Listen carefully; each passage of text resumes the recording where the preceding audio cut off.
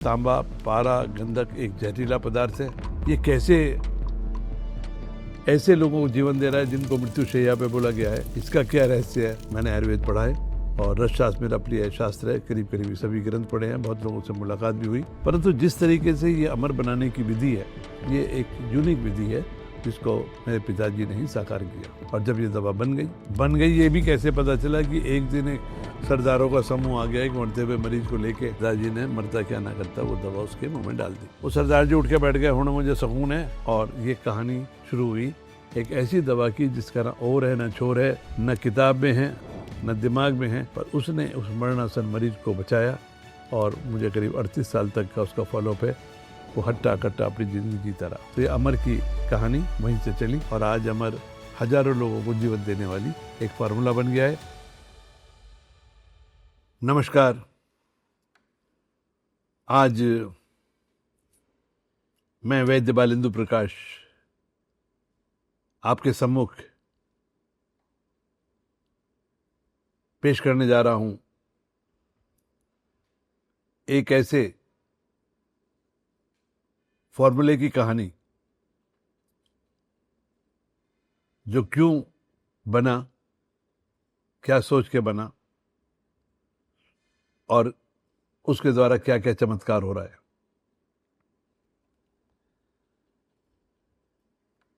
जब ये बनना शुरू हुआ था इसका कोई नाम नहीं था, परंतु आज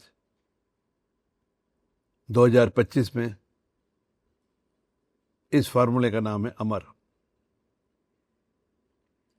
और कहानी शुरू होती है मेरठ के एक घर से, जिस घर में 2 बड़े हॉल हैं, 3 बरामदे हैं, अच्छा बड़ा 300 गज का बना हुआ मकान है और उसी में एक 8 बाई 8 की कोठरी है जिसमें रहती है गाय और उसका बच्चा। और उसी के कोने में एक धुनी आदमी है और उस धुनी आदमी कोई नहीं, मेरे स्वर्गीय पिता वैद्य चंद्र प्रकाश जी है। वो एक रस वैद्य थे। आयुर्वेद की एक छोटी सी डिग्री थी उनके पास, लाहौर से बिशक की डिग्री, परंतु गुरु भक्त थे। गुरु का शब्द आखिरी था और गुरु का नाम था महाराज जी। उनका आदि क्या था, कहाँ से आए थे, क्या आए थे, इसके बारे में जानकारी नहीं, परंतु इतना मालूम है कि वो एक योग साधना करते थे और आसपास की जनता को अपने हाथों से बनी हुई रस औषधियों का वो सेवन कराते थे और बड़े बड़े चमत्कार उनके खाते में थे। पिताजी उनके अनन्य भक्त थे। गुरु शिष्य का रिश्ता भी कुछ अजीब सा होता है, कभी रूठना, कभी बनाना, कभी गुस्सा करना, दोनों के बीच में चलता रहता था। और वो गुरु की लीला थी। तो चलते रहे और मेरा जन्म 1959 में हुआ। तो मैंने देखा कि जब गुरुजी कभी कभी घर में आते तो घर में त्योहार का माहौल होता था, पूरा घर धुलता था, तख्त की चद्दर बदलती थी, इधर खुशबू होती थी। फिर महाराज जी एक छोटा सा हवन करके चले जाते थे, सफ़ेद कपड़ों में रहते थे। भोजन के तौर पर वो केवल गाय का दूध और केला ही खाते थे, वो भी दिन में एक बार। तो ये गुरु शिष्य की लीला चली रही थी कि सन 70 के आसपास पिताजी को एक प्रेरणा होती है। वो छोटी छोटी आयुर्वेद की किताबें पढ़ते रहते थे। आचार्य श्याम सुंदर जी का रसायन सार, गणपति नाथ सेन की रसतरंगिणी, यादव जी तिकरम जी की सिद्ध योग संग्रह और कभी कभी भैषज रत्नावली उनके प्रिय ग्रंथ थे।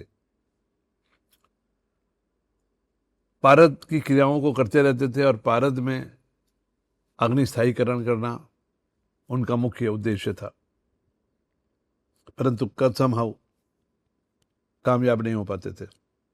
पारद का बंधन अभ्रक के साथ है, तो अभ्रकसत्व भी वो नहीं निकाल पाते थे। तब उन्होंने 70 के दशक में एक प्रयोग करना शुरू किया। क्यों करना शुरू किया ये मैं नहीं जानता, परंतु ये बात पक्की है कि उसमें उनके गुरु जी की प्रेरणा औपचारिक तौर से नहीं थी, ये उनकी खुद की उपज थी। तो उन्होंने पारद को लिया, सामान्य शोधन किया, विषयों से उत्थापन किया और फिर उस पारद में उन्होंने तांबे को डाला। और जब तांबा पारे में लय हो गया तब उन्होंने उसमें गंधक डाल के कजली बनाई और कजली बना के उसमें 2 दिव्य औषधियाँ देवदाली अपराजिता को नींबू के रस में भिगो के 24 घंटे फिर उसको कूट के उसका रस निकाल के उसमें मर्दन किया। खुद ही अपने हाथों से मर्दन करते थे। 8-10 घंटे मर्दन करने के बाद जब पिट्ठी बन गई उसको धूप में सुखाया और फिर उन्होंने ली एक हंडिया, पॉलिश करी हुई हंडिया, और एक हंडिया रखी उसके ऊपर जिसमें था छेद, और इसको सब्जेक्ट किया गंधक जारणा में। इसको बोलते हैं नलिका डमरू यंत्र। और नलिका डमरू यंत्र द्वारा गंधक जारणा का उल्लेख रसायन सार में किया गया है, जो कि आचार्य श्याम सुंदर वैश्य द्वारा लिखी गई है। और उन्होंने अपनी बुद्धि से इतनी आग लगाई कि गंधक उड़ जाए, पारा ना उड़े। तो उनकी अनुभव था। तो जब गंधक उड़ गई उन्होंने उसे ठंडा होने पर निकाला, फिर उसमें गंधक डाली, फिर देवदाली अपराजिता नींबू के रस में डाल के फिर उसे मर्दन किया और फिर चढ़ा दिया, फिर अग्नि दी, फिर गंधक उड़ गई और फिर उन्होंने काम करना शुरू कर दिया। धीरे धीरे वो अग्नि जो आग पर उड़ जाती है, जो पारा आग पर उड़ जाता है, वो आपस में बंधने लगे। जो आधा किलो गंधक पहले 12 घंटे में उड़ जाती थी, अब वो 24 घंटे में भी नहीं उड़ रही थी, 36 घंटे में भी नहीं उड़ रही थी, 60 घंटे में नहीं उड़ रही थी। और पिताजी बोल रहे थे ये बंधन हो रहा है। और वो आज जून का महीना है, आषाढ़ अब शुरू होने वाला है। कई जगह तो लोग एसी में बैठ के भी गर्मी का शिकायत करते हैं, परंतु वो वैद्य चंद्र प्रकाश जी उस 8x8 की कोठरी में, जिसमें पंखा भी नहीं है और बिजली के नाम पे 0 वाट की रोशनी है, और अपना कुआं खोदना, अपना पानी पीने वाले सिद्धांत पे जीने वाले, वो कई बार 0 वाट के बल्ब को भी बंद करते थे कि बिजली का बिल जितना कम आए उतना अच्छा है। ना उनको गर्मी लगती थी, ना सर्दी लगती थी, मच्छर लगती थी, और लकड़ी खरीदने को पैसे भी नहीं थे। तो गाय के गोबर के बने हुए उपले जो मेरी माँ बनाया करती थी, हमारे भाई बहन बनाया करते थे, उनसे वो धीरे धीरे जलाते थे और उपले की आग में केवल धुआं ही धुआं होता है। तो ना धुआं लगता था, ना गर्मी लगती थी, ना मच्छर लगते थे, और वो उसको बनाए जा रहे थे। 1 साल हो गया, 1.5 साल हो गया, वो बनी रही थी कि एक दिन गुरु महाराज जी घर में आ गए। सब देखा भाला, भाई क्या कर रहे हो आजकल? तो बाबूजी ने कहा महाराज जी ऐसे ऐसे मैं पारद में तांबा और गंधक करके दिव्य औषधियों के साथ गंधक जारणा कर रहा हूँ। अरे चंद्र प्रकाश, पारा तो बहुत बड़ा जहर है, तांबा भी जहर है और गंधक भी विषाक्त है, तो तांबे के जहर को तो पारा खा जाएगा और पारे के जहर को गंधक खा जाएगी, भाई ये तो अमर बन जाएगी। तो ये नाम अमर एक योगी की वाणी से निकला, बात खत्म हो गई। और किसी किताब में ये बनाने का तरीका, मैंने आयुर्वेद पढ़ा है और रसशास्त्र मेरा प्रिय शास्त्र है, करीब करीब सभी ग्रंथ पढ़े हैं, बहुत लोगों से मुलाकात भी हुई। परंतु जिस तरीके से ये अमर बनाने की विधि है, ये एक यूनिक विधि है जिसको मेरे पिताजी ने ही साकार किया। और जब ये दवा बन गई, ये भी कैसे पता चला कि एक दिन एक सरदारों का समूह आ गया एक मरते हुए मरीज को लेके, जिसको पीजीआई में पेट खोल के कहा था कि भाई मरणासन है, ले जाओ, पैनक्रियास का कैंसर है। बायोप्सी नहीं हुई थी, डॉक्टर ने खोला, बंद कर दिया। और वो जो फिरोजपुर कैंट के सरदार जी थे, 32 साल का युवक था, उसके घर वाले बोले चलो जा तो रहे, अकाल तख्त पे मत्था टेक लेते हैं। वो ले गए अकाल तख्त पे, और जाको राखे साइयाँ मार सके न कोई, उनके ऊपर कुछ गुरु साहब की ऐसी कृपा हुई कि वहाँ पर उन्हें मेरे पिताजी का रेफरेंस मिला, और सरदार लोगों ने सोचा तो गुरु साहब ने रास्ता दिखाया है। और वाहेगुरु दा खालसा वाहेगुरु दी फतेह कहते हुए उन्होंने चंडीगढ़ से, अमृतसर से फिरोजपुर जाने वाली कार को मेरठ की तरफ मोड़ दिया और पहुंच गए मेरठ। शाम का धुंधला था और मैं पिताजी का तखत बॉय था, ऑफिस तो था नहीं, उनका तखत था तो हम तखत बॉय थे। पानी पिला दो, पैसा ला दो, ये कर दो, वो कर दो, ये करते थे हम। छटपट करते हुए सरदार जी को उनके तखत पे लिटा दिया गया। सरदार जी तड़प रहे हैं और उनके कह रहे हैं जी भाई जी दवा दे दो, और पिताजी कह रहे हैं कि भाई दवा क्या दे दो, तो मरना सन है। बोले ऐसी तो अकाल तक तो आए हैं, दवा तो देनी पड़ेगी, मरेगा तो जिएगा, गुरु साहब का है, कुछ ना कुछ तो होना ही है। और ये जो दवा बन रही थी, क्या वो बन चुकी थी? क्योंकि पता ही नहीं था। पर उसी दिन वो हंडिया में से निकली थी, उस दिन 2 साल के बाद चल रहा था काम, और वो पिताजी ने मरता क्या ना करता वो दवा उसके मुंह में डाल दी। दवा डाली ये सोच के कि प्राण पखुरी तो उड़ने इसके, पर ये जब जा ही नहीं रहे तो क्या करें। वो सरदार जी उठ के बैठ गए, होना मुझे सुकून है 15 मिनट में। और ये कहानी शुरू हुई एक ऐसी दवा की जिसका ना ओर है, ना छोर है, न किताब में है, न दिमाग में है, पर उसने उस मरणासन मरीज को बचाया, और मुझे करीब 38 साल तक का उसका फॉलोअप है। वो हट्टा कट्टा अपनी ज़िंदगी जीता रहा, और वो दवा मेरे पिताजी और तरह के कैंसरों में भी देते रहे, आराम होता रहा। पर सीमित साधन थे, 4-5 मरीजों की दवा थी। जब दोबारा बनाने की कोशिश की तो गड़बड़ा गए, शायद उनके रॉ मटेरियल में गड़बड़ी हो गई, और ये सिलसिला 3-4 बार उन्होंने 2-2 साल के अंतराल में जो दवा बनाई नहीं बनी, तो होते होते उन्होंने हताश हो गए। पर वो कहानियाँ मौजूद थी, चाहे वो परबी देवी सोनीपत की थी, चाहे एक मतलब 5-6 मरीजों को मैं जानता हूँ, वो जिंदा बैठे थे, परंतु कहानी दोबारा नहीं बन पा रही थी। 78 में मैंने इन कहानियों को देखते हुए, अपने शौक को देखते हुए कि ये जो कहानियाँ इनके पीछे कोई विज्ञान है और भी चीज़ें थी, मैंने आयुर्वेद को ज्वाइन किया। और फिर मैंने सोचा कि वो जो दवा बाबूजी ने बनाई थी वो बनी क्यों नहीं। वो डायरी लिखा करते थे, तो उस डायरी पढ़ते ही एक बात समझ में आई कि वो लिखते हैं कि आज बलजीत दूध वाला एक हंडिया लेके आया, उसमें कुछ नीले से रंग के सिक्के मिले हैं, लगता है ये नीला थोतिया है, तांबे के सिक्के हैं, ये तो शुद्ध तांबा ही होगा, मैं इससे अमर बनाऊंगा। उन्होंने वो ज़मीन से निकले हुए तांबे के सिक्कों से उस अमर को बनाया था, जबकि पहली बार जो अमर बनाई थी वो तांबे की शीट से बनाया था, प्योर तांबे की शीट से। और इसीलिए 2-3 बार जो उन्होंने बनाई काम नहीं करी। मेरे मन ने कहा कि इन दोनों में फ़र्क क्या है, कुछ ना कुछ लोचा है। और बहुत सिंपल टेस्ट था, आप तांबे को आग पे तपाओ और हथौड़ी मारो तो फैल जाएगा, और अगर नकाल होगा तो टूट जाएगा। और वो सिक्के अंगीठी पे गर्म करके मारते ही टूट गए। मैंने पिताजी ये तो तांबा है ही नहीं। पिताजी जैसे सोते से जागते से उठे, बोले अरे ये तो बहुत बड़ी भूल हो गई, बनाऊं। और हमने 25 दिसंबर 1980 से बाप बेटे ने अब उस अमर का फिर से निर्माण शुरू किया, तांबा पारा गंधक। और होते होते 1982 आ गया, और 1982 में एक प्रोग्रेसिव डिजीज जिनको सीए प्रोस्टेट था, हड्डियों में फैल चुका था, उनको वो दवा दी गई।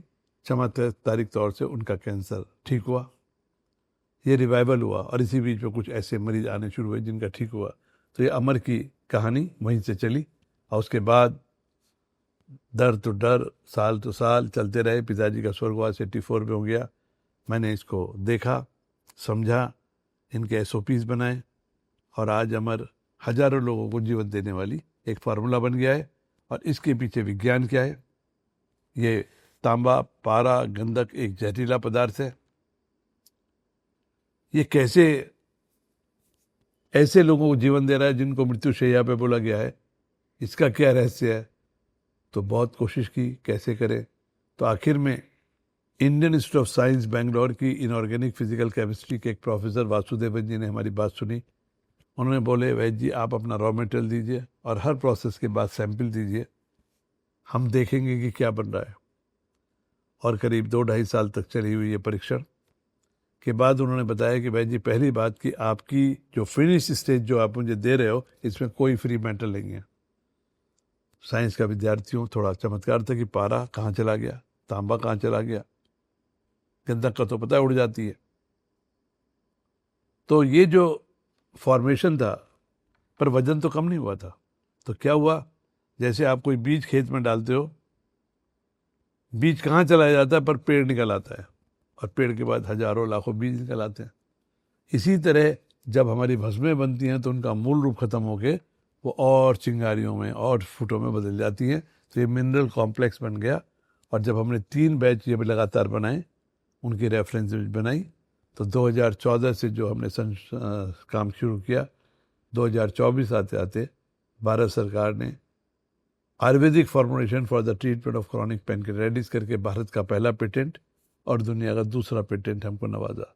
तो ये है अमर की कहानी, एक छोटी सी कोठरी से विज्ञान की बैरियर्स को पार करते हुए आज वो सरकारी मान्यता प्राप्त, और इसके बाद ये सब देखते हुए उत्तराखंड शासन के drug and cosmetic act, drug and licensing authority ने उसको पैनक्रेटाइटिस रोग की चिकित्सा के लिए कमर्शियल लाइसेंस की दी है, जिसके तहत अब अमर का निर्माण हो रहा है। और मैं समझता हूँ अगले 1.5 साल में अमर मेरी चिकित्सा के अलावा भी दूसरी चिकित्सा में उपलब्ध होगी। अमर बनी थी और अमर नहीं बनी थी, तो सबसे मुख्य चैलेंज था कि बार बार उसको कैसे बनाया जाए। ये हमारा मुख्य स्टेप था। और रॉ मटेरियल एक चीज़ है, पर इसकी प्रोसेसिंग पर भी देखा था कि जो दवा पिताजी के हाथ से बन रही थी, मेरे हाथ से बन रही थी, और मेरे वर्कर के हाथ से बन रही थी, वो भी फ़र्क था। तो raw material and process both were challenging, और इन दोनों को हमने बखूबी से, अपनी बुद्धि से, थोड़ी तकनीकी के सहयोग से कामयाब किया, और आज हम बार बार उन्हीं बैच को बनाने में कामयाब हुए हैं। अमर के की इंग्रेडिएंट है तांबा, पारा, गंधक, जिनको देवदाली, अपराजिता को नींबू के रस में देके भावना दी जाती है। तो ये मेन इंग्रेडिएंट है, पर ये अपना रूप खो देते हैं। अब जो बन गया है वो एक केमिकल फार्मूला है मिनरल्स का, जिनका नाम लेना संभव नहीं है, क्योंकि मैं केमिस्ट्री का आदमी, उनके लंबे से नाम है, K2 P2 पता नहीं क्या क्या करके, तो वो उसके फार्मूले हैं। और चयन इसका किया नहीं गया है, चयन इसका अपने आप हुआ है, क्योंकि ये दवा क्या सोच के बनाई गई थी पिताजी जाने, और क्या किया हुआ इससे वो भगवान जाने। मैं एक कड़ी हूँ जिसने इसको होते हुए देखा, और अब मैं इसको बना रहा हूँ। रस शास्त्र का मतलब है पारे का शास्त्र। पारे के साथ सोना, चांदी, तांबा, लोहा, सीसा, जस्ता, यशस, 7 धातु, फिर 7 उपधातु, विष और उपविष, इनको जो कि अपने कच्चे रूप में, रॉ मटेरियल फॉर्म में सब टॉक्सिक है, इनको नॉन टॉक्सिक बदलना और फिर उनको थेरेपेटिक रूप में बदलना, ये रसशास्त्र की खासियत है। तो ये पूरा शास्त्र है, और इसी को मैं करता आया हूँ, और इनको बनाया भी है, इनको देखा भी है।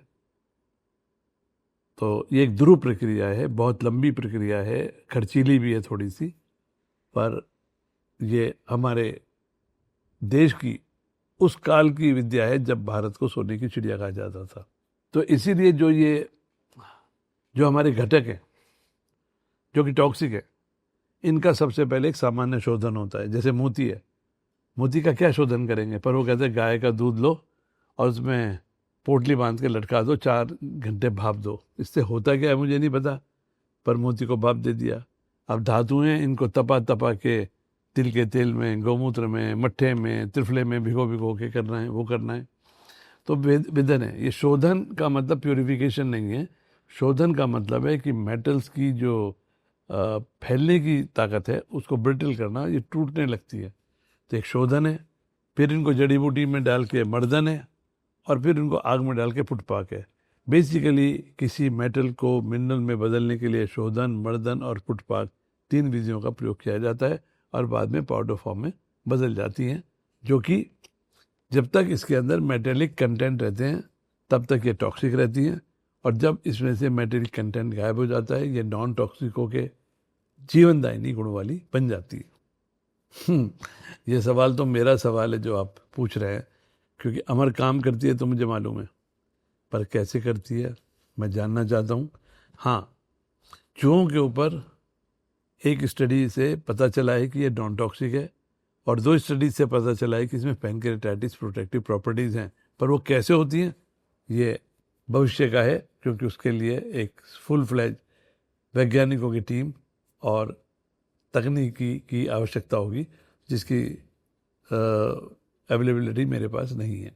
मेरे पिताजी शुरुआती अवस्था में prostate enlargement, fistula, uterus tumour और पैनक्रेटाइटिस, कुछ तरह के पैनक्रियाटिक कैंसर, इन सब में इसका प्रयोग करते रहते थे। मैं मुख्यतः इसका प्रयोग आजकल केवल पैनक्रेटाइटिस में करता हूँ। मेरा उद्देश्य है कि एक ऐसी बीमारी जो लाइलाज है, जिसका दुनिया में इलाज नहीं है, अगर हम आंकड़ों के साथ, क्योंकि हमारा देश ना आविष्कार का देश नहीं है, हमारा देश अनुसंधान का देश है।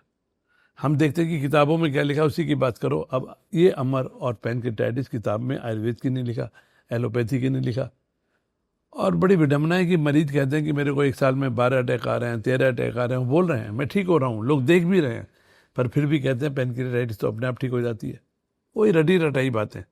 मैंने 1 दिन बोलेंगे, 2 दिन बोलेंगे, अभी 2000 हुए हैं, कल को 5000 भी होंगे, 10,000 भी होंगे, तो मरीज से बड़ा प्रत्यक्ष कोई नहीं होता। जब मरीज कहेगा मुझे 4 साल में 12 अटैक आए थे, 20 अटैक आए थे और अमर खाने के बाद नहीं आ रहे हैं, तो इसीलिए मैंने अपना फोकस केवल एक बीमारी पर किया हुआ है।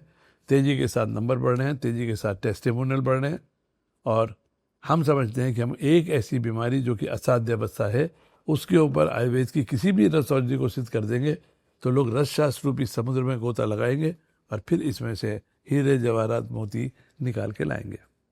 मैं एक चिकित्सक हूँ, मैं दवा बना के इलाज करता हूँ, और गुड क्लिनिकल प्रैक्टिस के तहत हर मरीज का नाम, हर मरीज का पता, उसका डायग्नोज कहाँ हुआ, कौन से हॉस्पिटल में हुआ, कब हुआ, कितने अटैक आए, सब चीज़ें जानकारी हैं। तो एक भी मरीज ऐसा नहीं है जिसका डायग्नोज डाउट में हो। ये सारे मरीज देश के नामी गिरामी हॉस्पिटल से डायग्नोज करे हुए आते हैं, तो डायग्नोज हो गया, फिर उनका इलाज होता है, उनकी क्लिनिकल कंडीशन, उनका observation, and we call it documentation of clinical practice of ayurvedic physician using good clinical practice guidelines.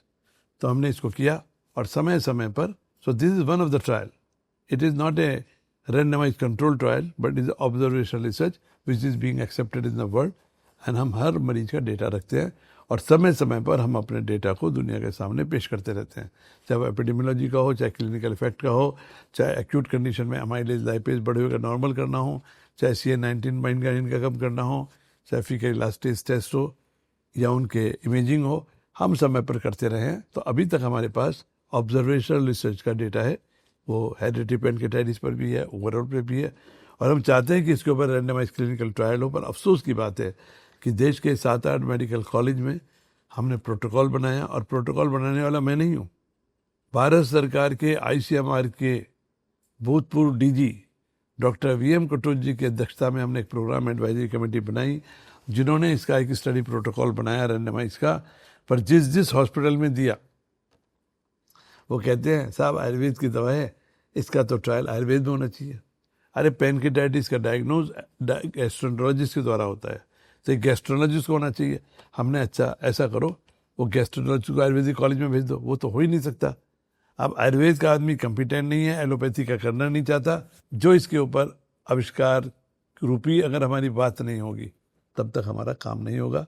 परंतु अमर अपना काम कर रही है, पेड़ से फल गिर रहा है, बार बार गिर रहा है, उसके पीछे विज्ञान है। अमर पैनक्रेटाइटिस के रोगी को ठीक कर रही है, ठीक रखती है, विषाक्तता नहीं रखती है, ये सबको दिखाई दे रहा है। एक दिन ऐसा जरूर आएगा कि हम इसके पीछे छिपे हुए विज्ञान को समझने के लिए पुरजोर कोशिश करेंगे। तब तक हमारे पास जो ताकत है, अभी हमें हाल में ही देहरादून के अंदर एक UPS नाम का प्रोग्रेसिव यूनिवर्सिटी है, उसके VC बड़े डायनेमिक हैं, उनकी पूरी टीम जिसमें फार्माकोलॉजिस्ट हैं, केमिस्ट हैं, फिजिक्स के लोग हैं, सभी तरह के लोग हैं, वो आए हैं और कोशिश कर रहे हैं कि हम इस दवा को एक साइंटिफिक फोरम पर डेवलप करें। तो सीमित साधन है उनके पास भी, हमारे पास भी, पर हमें जगह जगह हो रही है। अभी एक चीज़ और हुई है कि एक होती है XRD, ये होती है analysis of the rock, non destructive. तो बम्बई स्थित इप्का लेबोरेटरीज लिमिटेड, जो कि एक एलोपैथी कंपनी है, उन्होंने CSR के तहत ये इक्विपमेंट हमको दिया है, जिसकी कीमत कभी 1.25 करोड़ रुपया है। इसके द्वारा हमें पता चल रहा है कि रॉ मटेरियल से आखिरी स्टेज तक क्या चेंजेस किस किस समय आ रहे हैं। तो मैं एक्साइटेड हूँ ये जान के कि मुझे पता चल रहा है कि अमर के पीछे साइंस क्या है। फिर धीरे धीरे चूहों पर, बिल्ली पर, आदमी पर कुछ सैंपल हम ले रहे हैं, वो भी पता चलेगा क्या होगा। तो भविष्य अच्छा है, क्योंकि हम अपने डॉक्यूमेंटेशन को कर रहे हैं, और देर सवेर, आज नहीं तो कल, यहाँ नहीं तो वहाँ, ये रैंडमाइज क्लिनिकल ट्रायल भी होगा। और रैंडमाइज क्लिनिकल ट्रायल के बाद we will have strong proof of efficacy. हम पहले भी 2 ट्रायल कर चुके हैं। All India Medical Institute New Delhi में हमने माइग्रेन में अपना पहला रेफरेंस स्थापित किया, जहाँ पर रिसर्च कमेटी और एथिकल कमेटी से अप्रूवल लेके हमने 5 साल तक का ट्रायल करवाया, जिसमें हमने दिखाया कि आयुर्वेदिक दवाइयों से हमेशा होने वाला माइग्रेन, रोजाना होने वाला माइग्रेन पूरी तरह ठीक होता है। इसे कानपुर मेडिकल कॉलेज में भी एथिकल कमेटी का क्लियरेंस लेके हमने एक दवा से दिखाया कि वो एलर्जी एलोपैथी की लिवोसिट्रिजिन और मॉन्टिकुलर से ज़्यादा करती है। और इसी तरह पैनक्रेटाइटिस पर भी दिन आने वाला है और ये भी ज़रूर होगा। हमने सबसे पहले देखा कि अमर के बाद जिन लोगों की जनरल कंडीशन, खाना नहीं खा पाते थे, खाना खा पाते हैं, उनकी वेलबींग अच्छी होती है। अगर उनका अनकंट्रोल ब्लड शुगर है वो कंट्रोल हो जाता है।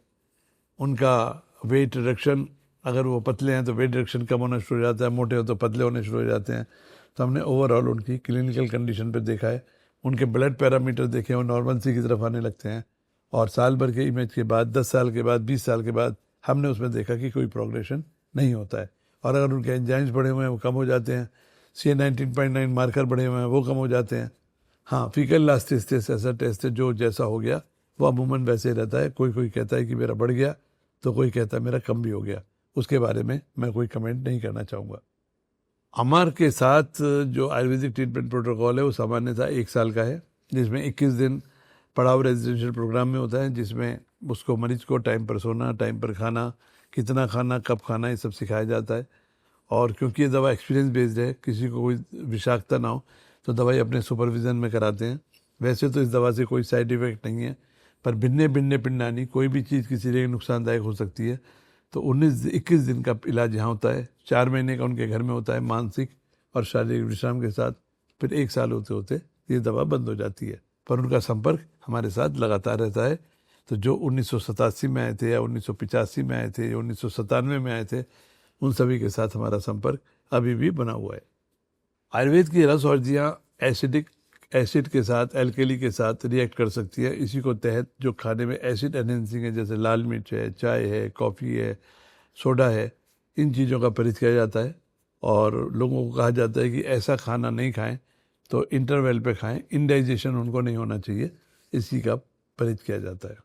अभी तक अमर के अंदर क्या साइड इफ़ेक्ट है ये कहना बहुत मुश्किल है, क्योंकि इसके कोई साइड इफ़ेक्ट जो एस्टेब्लिश्ड टॉक्सिकोलॉजिकली पैरामीटर पे उनमें नहीं है। पर जिन लोगों को लिवर डिजीज़ है अंडरलाइंग, या जिनको कोलाइटिस है, गैस्ट्राइटिस है, उनको शुरू में एब्जॉर्प्शन में दिक्कत होती है। जिनके लिवर एंजाइम्स ऑलरेडी बढ़े हुए हैं उनके एंजाइम्स बढ़ जाते हैं, पर समय के साथ वो सब बाकी दवाइयाँ देने के बाद नॉर्मल हो जाते हैं। अपरेंटली अमर एक सेफ दवा है। सहायक चिकित्सा तो तब बोलेंगे कि एलोपैथी की जो दवा वो काम करती है, जब वो काम ही नहीं करती तो सहायक कहाँ से हो गई। और जब मरीज को खाना जम हो रहा है तो एंजाइम्स की ज़रूरत ही क्या है। पर ये जो भी सवाल है, इसका लिए एक सिस्टमेटिक रिसर्च होनी चाहिए, तभी इसका जवाब हो पाएगा। पेटेंट प्राप्त करना कोई बहुत बड़ी बात नहीं है, परंतु पेटेंट से एक चीज़ होती है कि इसमें मौलिकता का आवाज़ आती है कि जो आप कर रहे हैं इसमें मौलिकता है, ये कहीं नहीं लिखा है। और एक आविष्कार की कड़ी में पेटेंट का एक महत्वपूर्ण रोल है। और जब इस तरह के पेटेंट की खबरें आती हैं तो आयुर्वेद के लोगों में एक संचार होता है कि हम आयुर्वेद द्वारा कुछ दुनिया को नया दे सकते हैं। पेटेंट का मतलब है कि आपका ये जो आविष्कार है ये इस बीमारी के लिए जाना जाएगा, और उसके साथ आप एक डॉक्यूमेंटेशन लगाते हैं। तो patent is not A certification of the effect. Patent से प्रमाणिकता नहीं है, हाँ प्रमाणिकता की तरफ पेटेंट एक कदम है। अमर का सबसे पहले ड्रग मास्टर फाइल तैयार करना, जिससे कि इसकी रिप्रोड्यूसिबिलिटी हो, बार बार वही बने। फिर इसके ऊपर लॉन्ग टर्म इससे सेफ्टी स्टडीज़ हो। जो अभी एक्यूट, सब एक्यूट, क्रॉनिक टॉक्सिसिटी हुई है, बेसिक है, पर इसके लिए और लंबी स्टडीज़ होनी चाहिए, गर्भवती स्त्रियों पर, बच्चों पर या और बीमारियों पर इसका इफेक्ट होना चाहिए। और तीसरा है प्री क्लिनिकल एंड क्लिनिकल, ये काम और तेज़ी के साथ होना चाहिए। और जब ये सब चीज़ें हो जाएंगी, जब ये सिद्ध हो जाएगा कि अमर की केमिस्ट्री ये है, अमर को बनाने की टेक्नोलॉजी ये है, अमर बार बार ऐसे ही बनती है, तब इसका प्रोडक्शन व्यावसायिक तौर पे हो सकेगा। और फिर जब इसका पता चलेगा कि सेलुलर लेवल पे, ऑर्गन लेवल पे क्या क्या काम करती है, तो मैं समझता हूँ अमर एक ज़बरदस्त एंटी इन्फ्लेमेटरी है। एलोपैथी में भी एंटी इन्फ्लेमेटरी है, पर उनके साइड इफ़ेक्ट होते हैं। और एलोपैथी की जो एंटी इन्फ्लेमेटरी है, पैनक्रेटाइटिस, जो कि पैनक्रियाज की इन्फ्लेमेशन है, उसको ठीक करने में कामयाब नहीं है। जबकि आयुर्वेद की बनी हुई, अमर की बनी हुई जो दवा है, ये इन्फ्लेमेशन को ख़त्म करती है। तो मैं समझता हूँ कि समय के साथ जब साइंस इसके साथ जुड़ेगी, बहुत सारे जवाब आएंगे, और उस जवाबों के साथ ही आपके सवालों के जवाब भी आएंगे। अभी मेरा पिछला शोध पूरा हो जाए तो मैं आगे की बात करूं। जब तक मैं अमर को पैनक्रेटाइटिस के ऊपर सिद्ध ना कर लूं तब तक बिना बात अपने को डाइल्यूट करने का कोई फ़ायदा नहीं है। दवाई महंगी क्यों है? देखो, पारा 35,000 रुपये किलो है, तांबा 700-800 रुपये किलो है।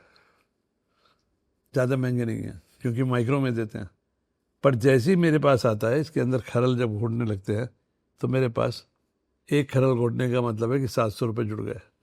अब जब मैं इसको 100 बार चूल्हे पे चढ़ाता हूँ तो 5 दिन की साइकिल होती है।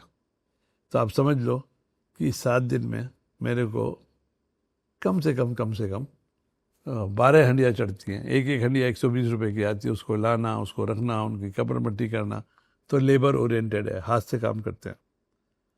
तो लागत सीधे की बनाता हूँ, 3 साल में दवा बनती है। तो दवा बनेगी तो मेहनत तो होगी। ऐसा नहीं कि मैंने घास तोड़ के आपको दे दी, पर अगर मैं केवल घास तोड़ के भी आपको दूँ तो उसमें वैल्यू एडिशन हो जाता है लैब का। तो दवा में लागत है, लकड़ी में लागत है, लेबर में लागत है, तो दवा तो कीमती हो ही जाएगी। एक समय था जब मैं एक मरीज की दवा अपने हाथ से बनाता था, तब मैं अपनी कीमत नहीं जोड़ता था, पर मेरे हाथ तो एक आदमी के हैं, तो मुझे वर्कर्स के ऊपर डिपेंड करना होता है। 365 दिन होते हैं, 24 घंटे होते हैं, 8-8 घंटे की ड्यूटी लगाई जाती है। तो कई सारे मरीज कहते हैं भाई जी दवा महंगी है। मैंने कहा हाँ मैं समझता हूँ महंगी है, पर एक काम करो, थोड़े दिन चूल्हा जला लो मेरे साथ, पैसा मत लेना। तो यहाँ पर जितने भी लोग हैं गेट से लेके यहाँ तक, सब तो मेरी नाक से पैसा लेते हैं। और ये दवा बनाने में 3 साल लगते हैं, फिर इसको उठा के रखना पड़ता है। तो मेरी कितनी पूंजी लगी हुई है, कितना मैंने बैंक से कर्जा लिया हुआ है, कितना मैं सुहाता हूँ, ये सबको मालूम है। मेरी बैलेंस शीट को मैं धन्ना सेठ नहीं हूँ, पर आटे में नमक करके ही मैं खाता हूँ।